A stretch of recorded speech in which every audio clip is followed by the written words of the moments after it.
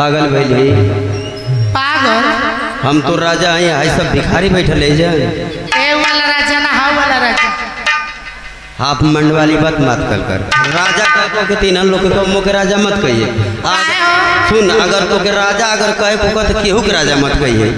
का है राजा आदमी के ना कहल जाला के कहल जाला राजा कहला भैंसा के अरे मौका कौन है भैंसा से कम हमरे मौगा हां मौगा ना हम तोर माई बाप का सौदा अपन मुंह ना देखते ले जइते ना रे हमरे ऐसा ना कि तोरे में नून पड़ गया तो के हल्दी लग गयल दूसर कोनो रहता तो याने भाग गइल ह सही कहती है एक ऐसा रहे कि हमारे दाली में नीमक पड़ गया हमारे ऐसा रहे कि तोरे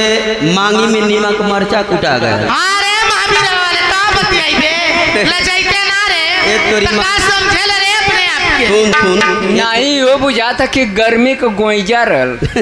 ए तोरी माई का फोटो खींची हां तू अपने आप के का समझेली हम अपने आप सिर देवी समझीला हम अजय देवगा नहीं देख यार बरवा देख हमारे पहले हमारे ऐसा मुँह एक कोई जह ई पहले बता तोरे ऐसा मुँह हम पूरा हिंदुस्तान में ना केहू को देखली आ तोरे ऐसा मेहरारू हाँ 10 गो मुँह के रोज घेरे नहीं रास्ता 10 गो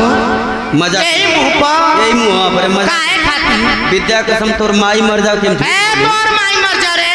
तोर आजी मर जा तोर चाची मर जा वैसे तो चाची ना मरे लेकिन वो मोर माई या मोर आजी तो मरी गई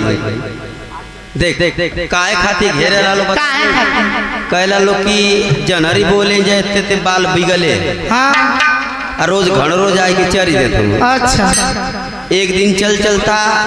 और जनवरिया में यही तरह चल के खड़ा हो जाता कुल घर और जब भाग जाता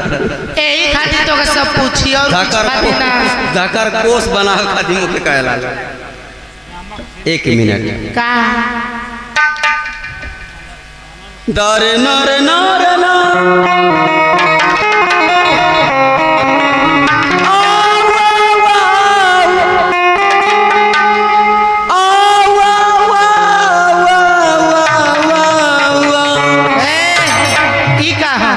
ये न सुअर ले थई ए सुअर जौन तो हम लोग ले लू ए तार चोकर थावा ना हमरे घरवा एगो पाड़ा रहे कनिया चोकर के मर गए ना तो वो पाड़ा चोकर के मारे वाला ना गाढ़ा करे वाला पाड़ा फुरिया से खन्नी ला हल दारे नारे नारे नारे ना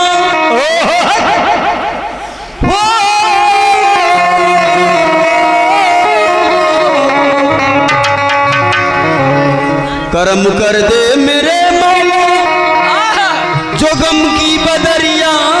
छाई है बना दे मेरी बिगड़ी जो लाखों की बनाई है